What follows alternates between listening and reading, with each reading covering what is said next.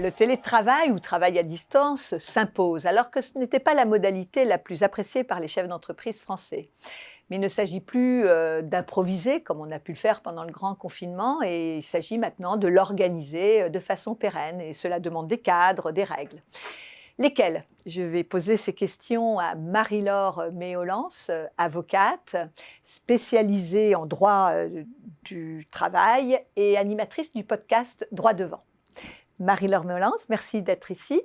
Merci Donc, Isabelle. ce télétravail, quelles sont les grandes règles pour commencer à le mettre en place dans une entreprise? Alors, au sein de l'entreprise, on va pouvoir décliner le télétravail selon 3 modalités.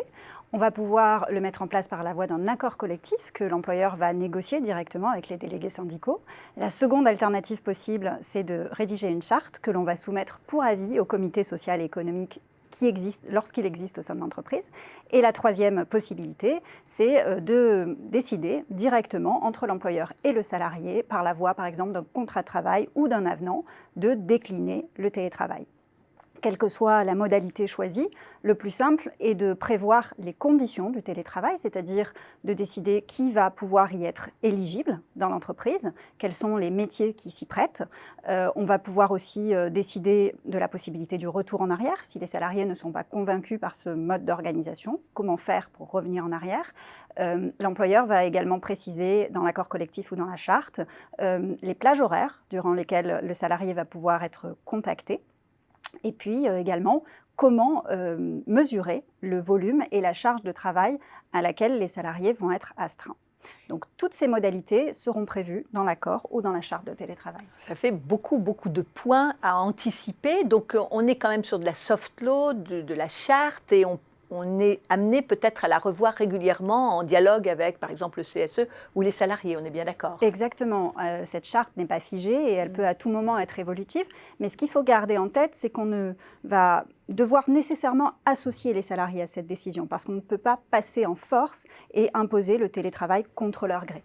Alors ça, c'est très important. Donc je ne peux pas, moi chef d'entreprise, je ne peux pas imposer le télétravail à un salarié qui n'a pas envie qui a envie de venir au bureau ou travailler. Ça, c'est quelque chose qui est acquis. Alors effectivement, le grand principe du télétravail, c'est le volontariat. Donc on ne peut pas imposer aux salariés une décision de mise en place du télétravail. Exception faite évidemment de circonstances exceptionnelles telles que celles que l'on a vécues, où là l'employeur retrouve son pouvoir décisionnaire plein et entier. Mais en vitesse de croisière et dans une situation ordinaire, on doit nécessairement recueillir le consentement des salariés. Alors après, pratiquement, ça demande un investissement. J'habite dans un studio, je n'ai pas de place pour travailler. Est-ce que l'employeur doit financer, je ne sais pas, une place dans un centre d'affaires ou un tiers-lieu, et puis bien sûr équipé? Quels sont les exigences ou l'exercice imposé pour l'investissement imposé pour une entreprise? Alors, effectivement, la question centrale du télétravail, c'est effectivement les coûts et qui va les prendre en charge. Il faut savoir qu'en l'état de la législation actuelle, il n'existe absolument aucune obligation pour l'employeur de prendre en charge les coûts.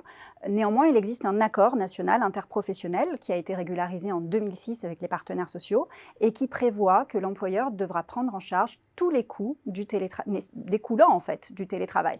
Donc que ce soit des coûts liés au matériel, à l'exploitation, à l'utilisation de logiciels, ça peut être des coûts qui découlent du chauffage, d'une surconsommation électrique. Tous ces coûts, au terme de l'accord national interprofessionnel, doivent être pris en charge par l'entreprise. Dans les faits, c'est un petit peu compliqué à mettre en place parce que calculer de manière extrêmement précise pour chaque salarié concerné le coût afférent et l'imputer à l'employeur, c'est un exercice assez complexe. Donc, ce qu'il se passe dans la plupart des entreprises, c'est que les sociétés décident de négocier des accords qui prévoient une prise en charge globale, forfaitaire, qui va être versée aux salariés pour compenser les surcoûts générés. Ce qui existait déjà avec des professions comme les professions commerciales où les commerciaux sont souvent nomades et ont déjà cette problématique de home office, ce qu'on appelle le home office. Alors oui, mais ces VRP et ces commerciaux itinérants ne rentrent pas dans le cadre du télétravail parce que le télétravail, c'est vraiment une modalité qui concerne uniquement un travail qu'on est censé réaliser au sein des locaux de l'entreprise. D'accord, donc ça c'est une précision importante. Et alors on parlait de coûts, mais on fait aussi des économies quand on met en place du télétravail. Alors je ne sais pas les balances exactes. J'ai vu qu'aux États-Unis, il y avait des réflexions sur des modalités d'ajustement salarial en fonction du lieu où résidaient les personnes, puisqu'évidemment les loyers ou les mètres carrés ne sont pas les mêmes en fonction de son lieu de résidence. Est-ce qu'on peut l'envisager en France ?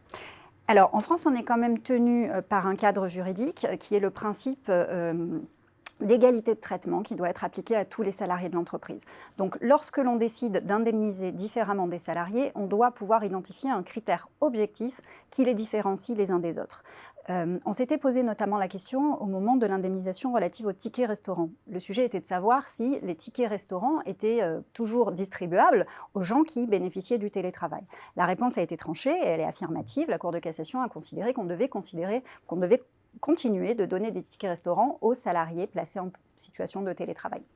Néanmoins, on peut envisager une indemnisation différente du plafonnement en fonction du lieu de résidence de chacun des salariés. Et ça, c'est une possibilité qui est donnée par la Cour de cassation. D'accord. Voilà. Écoutez, c'est un éclairage tout à fait intéressant et une affaire à suivre. Et c'est vrai que cet équilibre entre bien-être et performance, bien-être au travail et performance, est extrêmement complexe. Oui, c'est au cœur de ce dispositif, effectivement. Tout à fait. Merci Marie-Laure de cet échange.